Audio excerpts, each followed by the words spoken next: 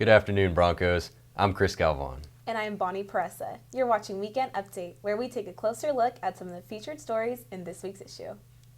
The Art Department Faculty Show returned this year with an opening reception on Monday, November 10th, with 12 different full and part-time faculty members, including but not limited to graphic design, mixed media, and photography. The reception will be open until December at the W.K. Kellogg Art Gallery. On Thursday, November 13th, Broncos for Israel and Hillel at Cal Poly Pomona hosted the Untold Story of Jewish Refugees. The presentation featured Shir Mukin to bring awareness about the refugee experience and individual cultural identities. In observance of International Education Week, the International Center, along with other organizations on campus, hosted various events this past week, including an International Culture Night and a Study Abroad Expo.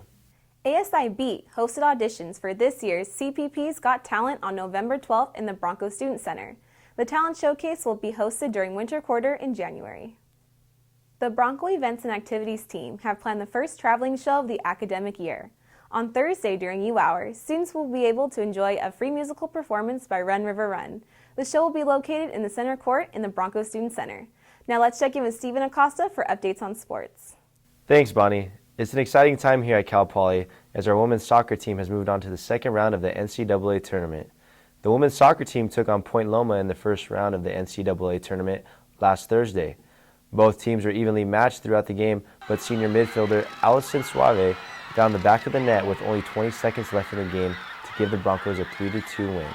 With that win, the Broncos advanced to the second round of the NCAA tournament, taking on Cal State LA.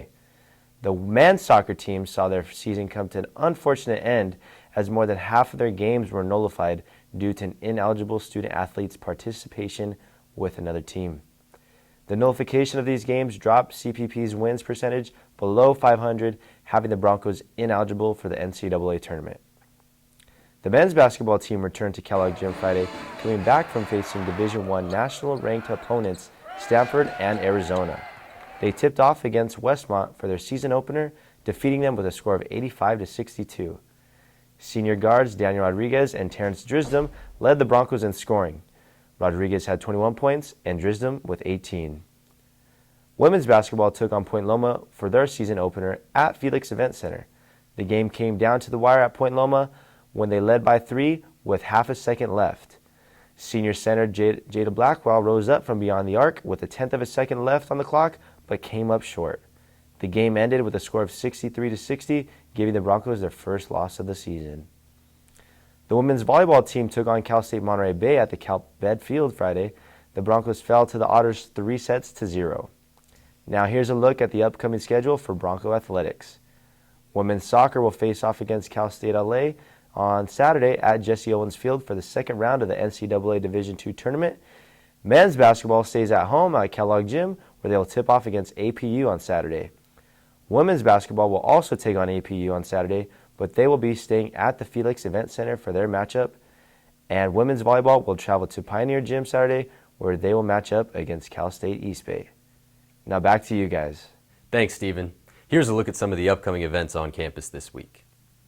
On Tuesday, November 18th, students are welcome to attend the Study Abroad Expo, hosted by the International Center. From 11:30 to 1 p.m., students will be able to hear from past participants and learn about their experiences. There will also be free pizza and raffle prizes. For more information, contact the International Center in Building 1. That's it for us here in the Poly Post newsroom. For more information, follow us at the Poly Post on Facebook, Twitter, and Instagram, and read up-to-the-minute news at thepolypost.com. I'm Chris Galvan. And I am Bonnie Paresa. See you next week, Broncos.